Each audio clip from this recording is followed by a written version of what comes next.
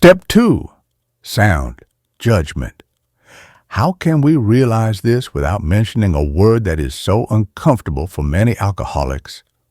God.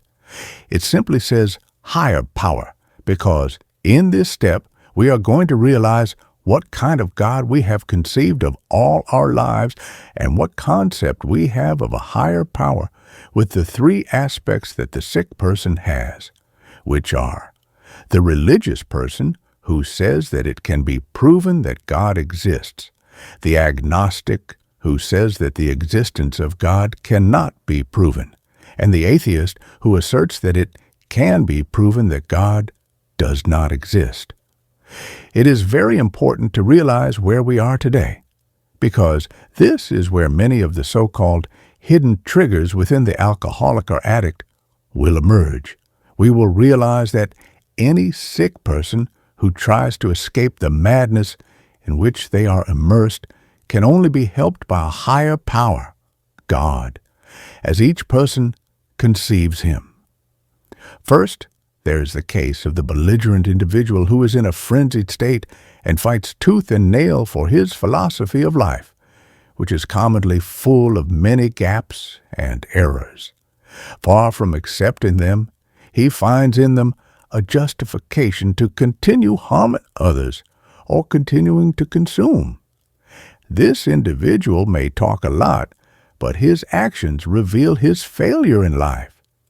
In this case, the literature mentions that his sponsor laughs at his situation, even though the sponsor finds this unacceptable and feels hurt or exposed, thinking that the laughter is mocking, which is not the case, since in AA, when we sometimes share our stories, we are very prone to laughing at ourselves because we have been through the same circumstances. This experience mentioned in Step 2 is very similar. It even says that this is the beginning of the end, the beginning of a new life and the end of a past life. You have to take things slowly.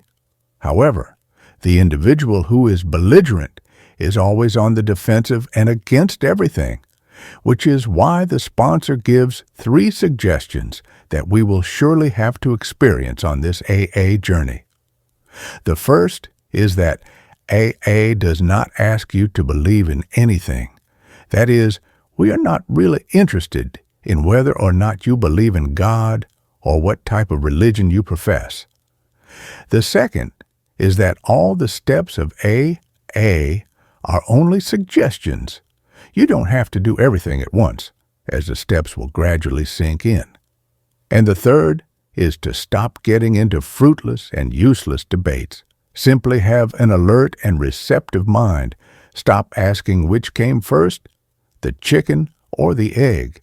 It is only for the first time in our lives that we begin to let ourselves be guided, since a person who feels they have all the answers in life is not inclined to discard those old ideas, as they are really afraid to realize that this way of thinking has always led them to failure.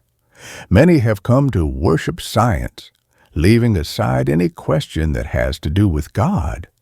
However, this way of thinking has always had null results, with some even unable to stop drinking or using drugs.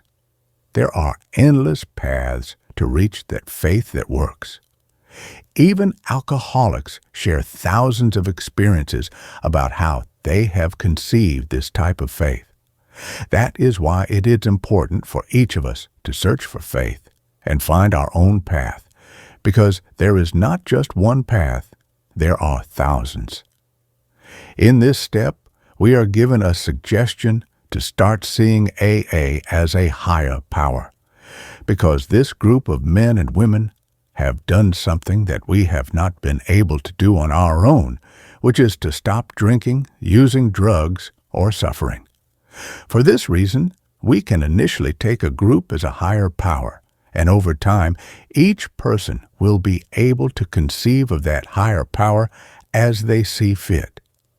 Now, let's look at another case that falls within this step, which is the person who once had faith, but has lost it. Those who have fallen into indifference. those who are full of self-sufficiency, who have turned away from God because God did not meet their demands at the time, and they became angry and set aside something as valuable as faith. It is easier to help someone who has rejected or never had faith than someone who believes they have faith, but walks the path of faith without faith. That is, someone who thinks they have done everything possible to change their drinking, consumption, or lifestyle, but nothing has worked.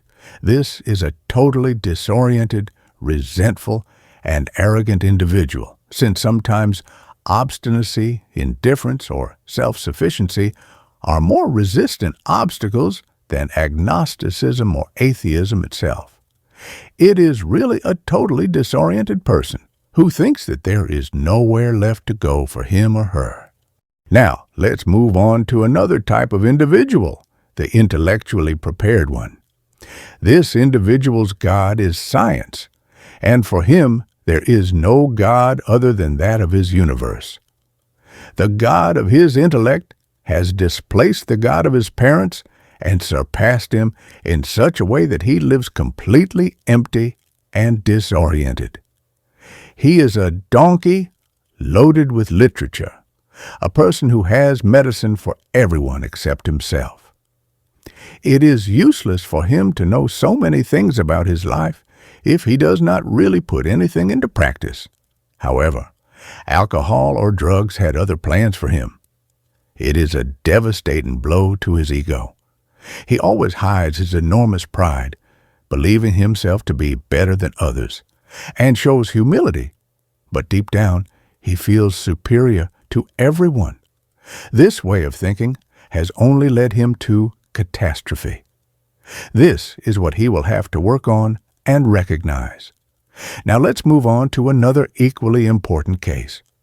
Those who are prejudiced against God and harbor deep resentment toward religions because they have had unpleasant experiences and have stereotyped the image of God with religion. This needs to be worked on because this person's search for faith is complicated by the fact that their faith is naive and heartfelt. However, in AA, they learn that spirituality and faith really have nothing to do with religion, and this is where they can come to have a higher power as they conceive it in a natural way and without prejudice. Many AA members have conceived of a punishing God or a God of sacrifice, which is what we are taught from a very young age. When we come to AA, we realize that we have to learn to discard these old ideas and adopt new ones. We in AA are defiant by nature, and it is not uncommon for us to have challenged God himself. We confuse trust with defiance, and that has led us to great difficulties in our lives, including drinking and drug use. That is why it is said that you cannot believe in God and defy him at the same time. We have to be very honest in this regard. What kind of God are we conceiving if what we are doing is continuing to cause harm? The challenge comes from the demands that God could not satisfy, like that long list of wishes we gave Santa Claus or the three wise men when we were children. We adopted this attitude toward God. The person we were in love with had a certain way of thinking, and we asked God to change it, but he did not. We asked for financial success and failed. We asked for healthy children, and they were born sick. We asked him to take away our obsessive drinking, and he did not grant it. We resented him, and many of us said to hell with faith. The rebellion of alcoholics had led us to tell God how to solve our lives, but we never asked him to let us see his will for us. This was our mistake.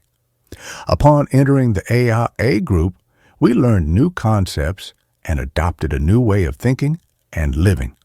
This has helped us to move forward and, along the way, to conceive of that faith that works.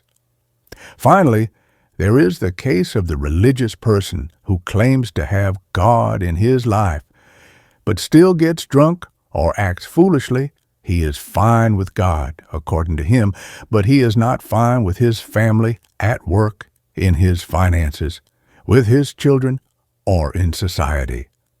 This individual, whom we will call a fanatic, has lost perspective on life and needs to be brought back to reality. Since it does him no good to believe in God if he does not act with good judgment in situations that arise in life. The religious person is someone who always prays, asking God to grant his wishes instead of saying, "Thy will be done, not mine." He knows nothing about love for God and love for his neighbor. He is irrational in his way of thinking, acting, and speaking, since his mouth says he loves people, but he continues to hurt them with his attitudes. Few alcoholics truly realize how irrational they have been in their lives, and this second step gives us the tools to take a close look at our lives, which have been driven by acts of poor judgment. Sound judgment means being mentally healthy and sane in what we say, do, and think. Those of us who are sick are very prone to lying all the time and never accept the times we have had episodes of madness even without drinking. That is why a sick person will more readily accept that they are an alcoholic, drug addict, dependent, or neurotic.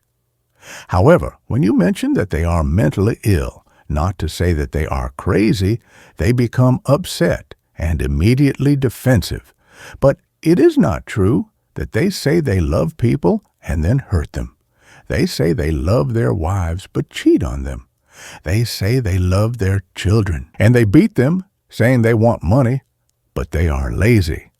The sick person has always deceived themselves, and this step opens our minds to analyze these types of situations. Therefore, the second step is the point of convergence for all of us. Whether we are atheists, agnostics, or former believers, we can be united in this step. True humility and open-mindedness can lead us to faith, and every AA meeting is a sure testimony that God will restore our sanity if we relate to Him in the right way. Bill W., 1985, page 31.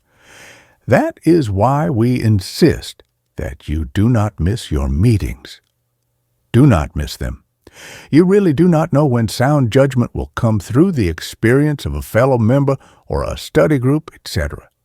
The meetings will give us the guidelines to move forward day after day, month after month, and year after year. It is time to pause our lives, stop, and look not at others, but at ourselves, to realize that the God we conceived, if there was one, we never gave importance to and even challenged, demanded, and even suggested how He should fix our affairs and our lives. The meetings will open our minds and hearts so that God's grace can begin to infiltrate